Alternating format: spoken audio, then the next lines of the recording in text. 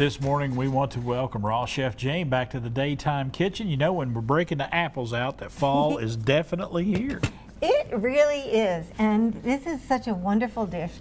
You know, I buy organic apples, and I use usually the Gala apples. Yeah. And it's just that time of year.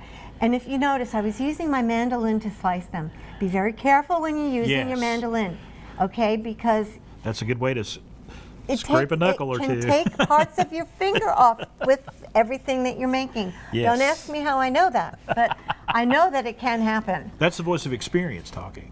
Thanks, Chris. But you sliced these apples really thin. I did. I sliced them maybe a 1/16 of an inch or even less than that.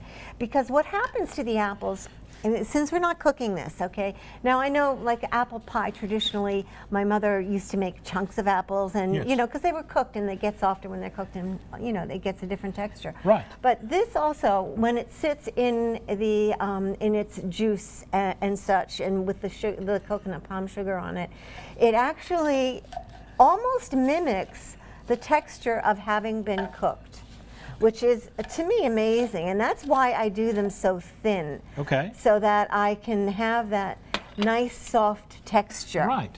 You know, I kind of like that a lot. And I'm just going to put these into a bowl. Okay.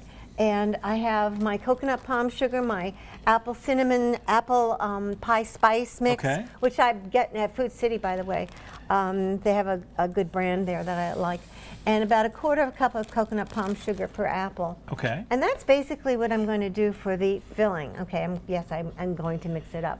But for the crust, which is going on top, so it's kind of like either a cobbler or a deconstructed apple pie, because the crust isn't on the bottom. You could do that, it doesn't make a difference. But I have in my food processor, I have my cup of, I'm using 1 cup here, but you can use 2 if you're making a large plate like I did. I made 2 cups of nuts, I used pecans, and 2 cups of dates. Okay. About 1/4 cup of coconut palm sugar, and a little bit of cinnamon and a pinch of Himalayan salt. And that's going to be going on the top. Okay. So it's going to be quite a delicious meal. And this is something that you can keep on hand if it lasts in your house. It doesn't last in our house very long because it gets eaten.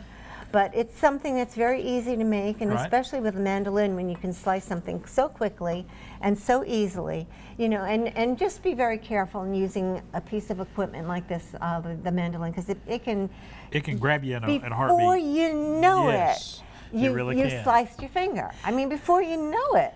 And I want to ask you about coconut palm sugar. Sure. Because that is not an ingredient that a lot of folks are familiar with. Well, no, it isn't. It's I don't know how it's processed, but it's got a very low glycemic index. If you, let's see, honey, maple syrup, and sugar. When I say sugar, that white stuff, that sugar. Yes. Okay, they all have a higher glycemic index than coconut palm sugar, or well, stevia has none, but coconut palm sugar and agave nectar both have a lower glycemic index. Okay. And I think most people really need to just watch that type of sugar that they're putting into their body. Yeah.